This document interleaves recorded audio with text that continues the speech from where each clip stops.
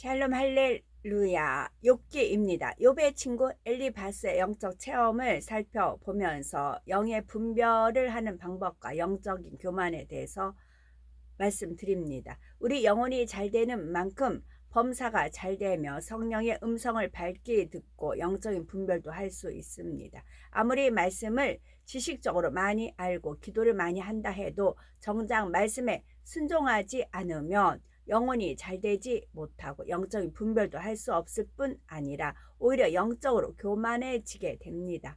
우리는 말씀을 통하여 영혼이 잘 되며 영적 분별력을 얻어야 되겠습니다. 엘리바스의 영적 체험입니다. 깊은 밤중에 엘리바스는 영적인 체험을 했는데 이를 잘 이해하지 못했기 때문에 생각이 번거로웠습니다. 그는 아직 하나님을 밝게 하는 상태가 아니었고 또 하나님을 만나는 체험도 없는 상태에서 영적인 체험을 하니 두렵고 떨렸지요. 어떤 영이 스쳐 지나가는 것을 느끼니 몸에서 털이 쭈뼛쭈뼛 솟기까지 했고 어떤 영이 와서 섰는데 그것이 사단의 영인지 하나님이 보내신 영인지 분별할 수가 없었습니다. 이때 엘리바스의 귀에 어떤 음성이 들려왔는데 인생이 어찌 하나님보다 의롭겠느냐, 사람이 어찌 그 창조하신 이보다 성결하겠느냐 했습니다. 엘리바스는 마치 하나님께서 음성을 주신 것처럼 말하고 있는데 우리는 영 분별을 할 수 있어야 합니다. 여기에서 인생이 하나님보다 의로울 수 없고 더 성결될 수 없다는 말은 진리입니다. 우리는 믿음으로 하나님 앞에 의인이라 칭함을 받게 되며 죄를 버리고 말씀대로 행하는 만큼 의로워지고 성결되어 갑니다. 사람이 아무리 선하다 해도 하나님의 선에 닿을 수가 없으니 엘리바스가 사람이 사람보다 더 의롭고 성결될 수 없다고 한 여기까지의 말은 진리입니다. 그러나 사단이 미혹할 때는 진리와 비진리를 교묘하게 섞어서 상대가 분별하지 못하도록 합니다. 우리가 어떤 것을 분별하는 기준은 사람이 아니라 하나님의 말씀 곧 진리이어야 합니다.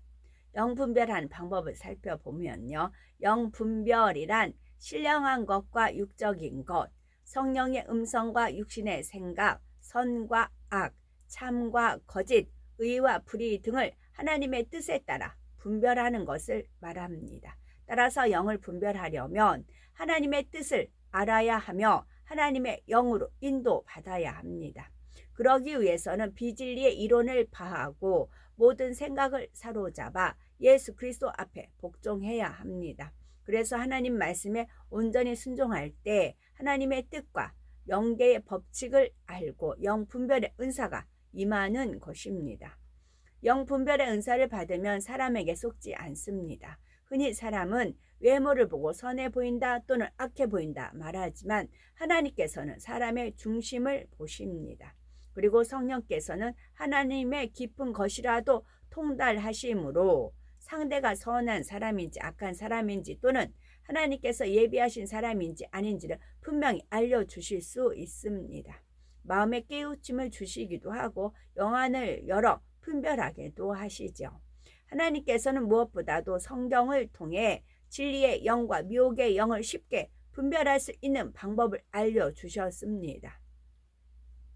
우리는 하나님께 속하였으니 하나님을 아는 자는 우리의 말을 듣고 하나님께 속하지 아니한 자는 우리의 말을 듣지 아니하나니 진리의 영과 미혹의 영을 이로써 아느니라. 요한 1서 4장 6절 말씀하셨지요.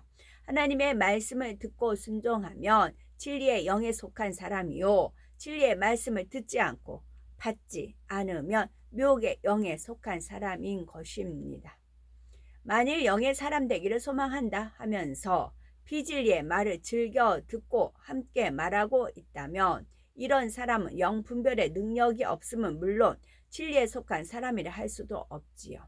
판단, 정죄하는 말, 수근거리며 험담하는 말, 서운해하며 믿음 없는 말, 부정적인 말 듣기를 좋아하고 있으니 예배하고 기도하여도 변화되지 못하는 것입니다.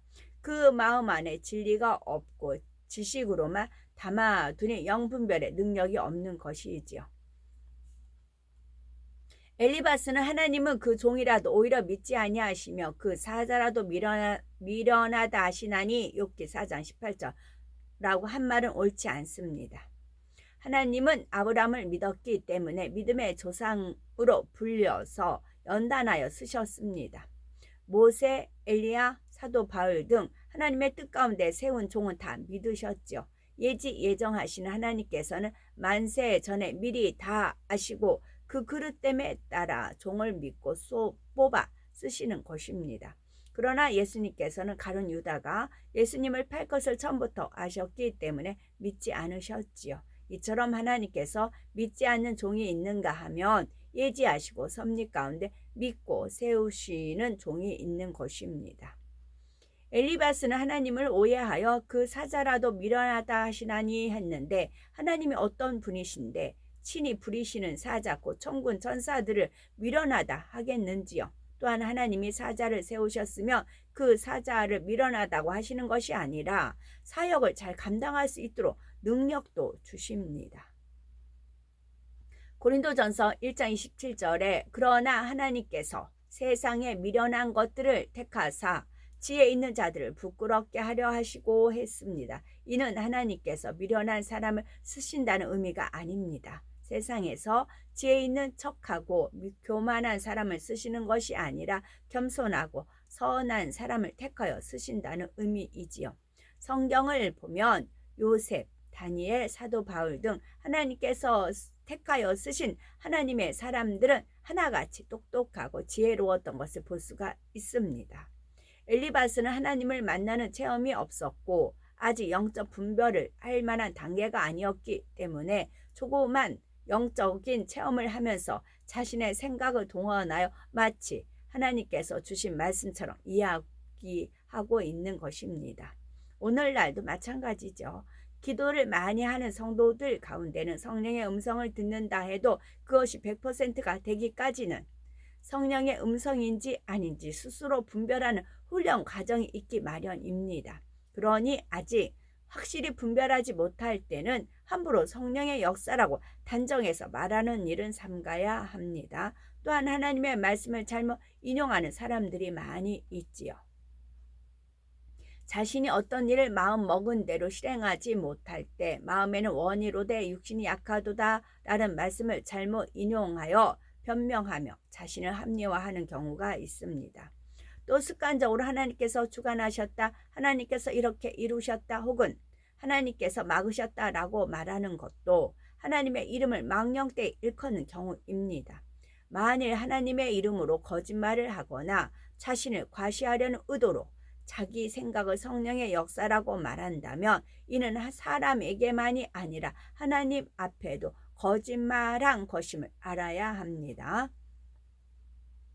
엘리바스의 교만입니다. 엘리바스는 욥을 비유하여 말하기를 흙집에 살며 티끌로 털을 삼고 하루 사이에 눌러 죽은 사람이며 조석 사이에 멸한 사람이라 욥기 4장 19에서 20절 말합니다.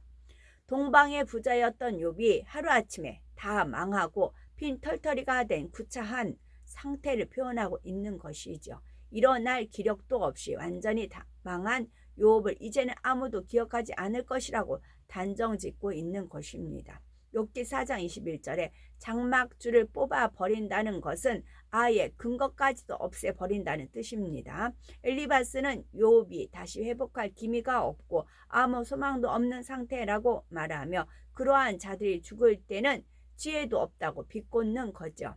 이러한 엘리바스의 모습은 예수님께서 사역하실 당시에 바리새인이나 율법사의 모습과 흡사합니다. 율법을 가르치는 사람들이었지만 막상 자신들은 행함이 따르지 않으면서 자신들이 아는 지식으로 예수님에 대해 판단 정죄하였죠.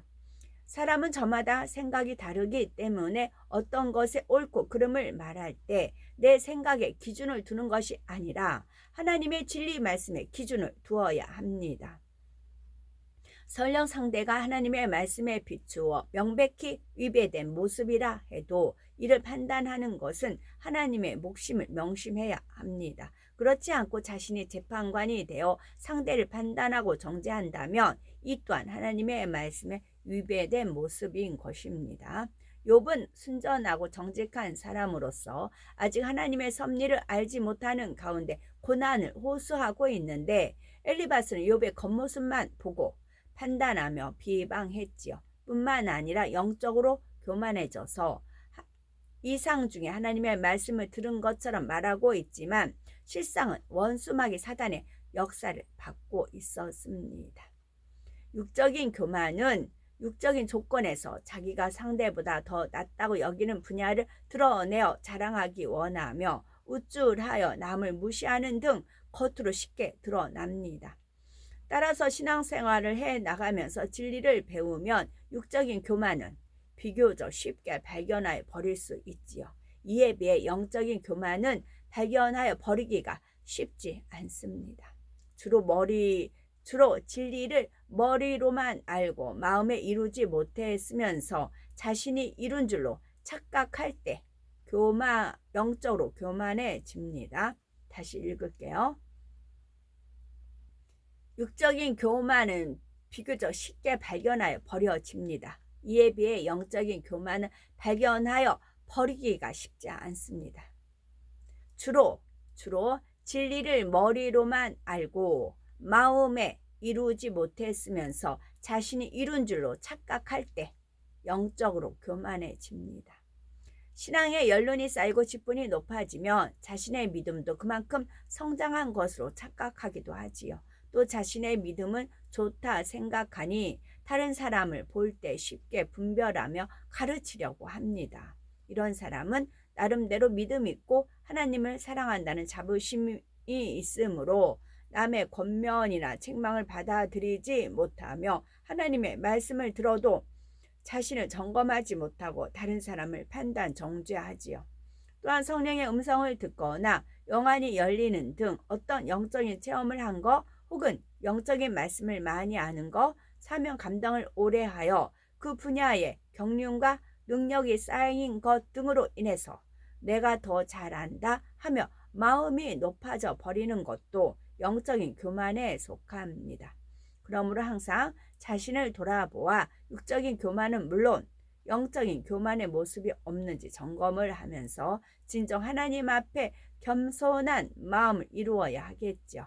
영적인 분별력이 없는 상태에서 말씀을 지식적으로만 쌓아가면 영적인 교만까지 더해져서 스스로 재판장이 되어 많은 죄를 짓습니다. 그러므로 진리의 말씀을 영으로 무장하여 영혼이 잘되는 축복을 받아 성령의 음성을 밝히 듣고 영으로 분별한 우리가 되셔야 되겠죠. 아멘.